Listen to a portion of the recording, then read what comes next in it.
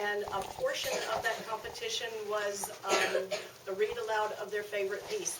And so everybody in here wrote a story, and they were good stories. Many of them were very, very good. It's very, very difficult for me to whittle it down and have to choose just one. And so I didn't. I turned in two, and we ended up winning third place and first place for second grade for the whole school. Morgan chose to write about, she had just gone to the pound and adopted a dog named Missy. Is that right? And she wrote about that, and I thought it was fabulous. And so would you share your story with us, please? Thank you very much. I'm just going to sit here.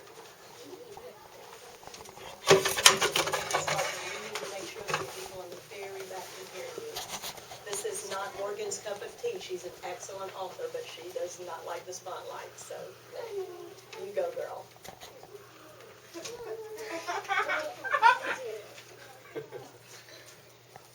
You want Heather to go first?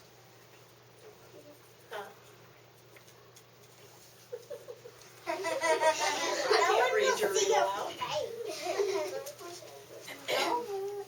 You're on camera, right? Okay. All right, Miss Heather. Where's Heather? Most children want to write about their puppy or their trip to Disney World. And when I was going around asking the children what they were going to write about, they were saying puppy, kitten, Disney World, puppy, kitten, Disney World. And we got to this one, and she said, will I fit in? And I said, well, what are you going to write about? And I'll let you listen to this. I thought it was fabulous. Go ahead. Will I fit in is what I asked myself. It was the night before the first day of kindergarten. I was scared someone would call me names or no one would be my friend.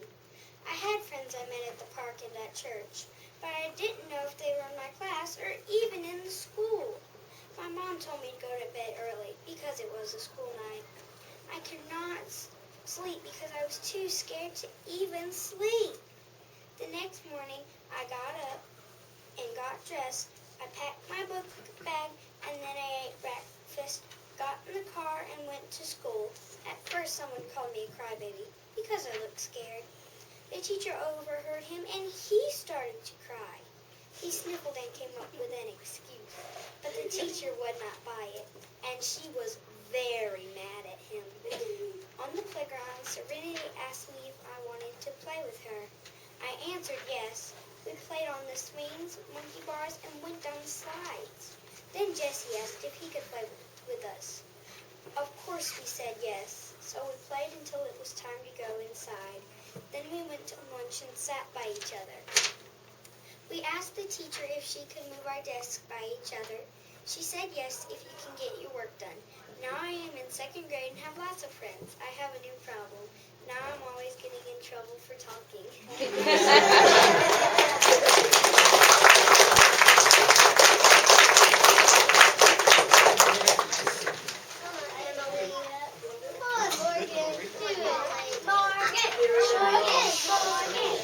You want me to read it? This is Morgan's story. She says, let me tell you how our new dog Missy became a very important part of our family. It all started after my dad heard the people on the radio advertise an adoption saying, come adopt an animal from the Clayton County shelter before they put them to sleep. We decided we had to go. When we got there, we went to the park where the dogs were. The cats were in a separate part. A few of the dogs were small, most of them were medium-sized, and one of the dogs was as big as a crocodile, and its bark was as loud as thunder. They all had different colored eyes. When we saw Missy, the tag described her as a small adult, and that she was a Welsh Corgi Lab mix. She was black and her eyes were black too.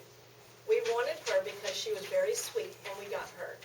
They gave us a short leash, and she tried to run off with it. We had a hard time getting her in the truck.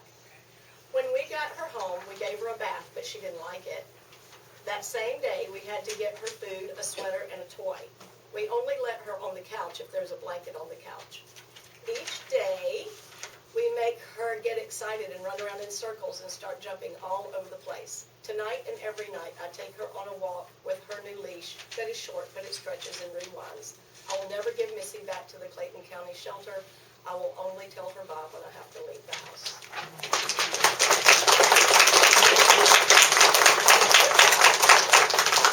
There's also a poetry component to the RISA competition, and every child in